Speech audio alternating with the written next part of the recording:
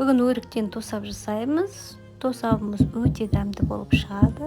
Ең алдымен өрігімізді жуып, тазалап, ортасындағы сүйегін алып тастаймыз. Өрігіміз үлкен болса, оның ортасынан бөліп, тағы да 4-ке бөлеміз. Кішіректеу өрік болса, онда 2-ге бөлуге болады. Жақсылап барлығының ішінен сүйектерін алып, тазалап аламыз. Тазалап алған өрігімізге шекер қосамыз. Шекерді 1 килограмм өрікке 1 килограмм шекер қосылады. 1-2 сағатқа шекер қосқаннан кейін холодильникке қойып қоямыз. Ең алдымен қатты отта қайнатып алып, артынша отымызды баяулатамыз.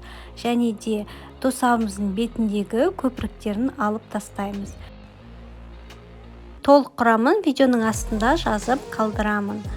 Видео ұнаса лайк басып, және де жаңадан есептерді жіберіп алмас үшін менің каналыма тіркеліп, қоңырау белгісін басып қойыңыздар.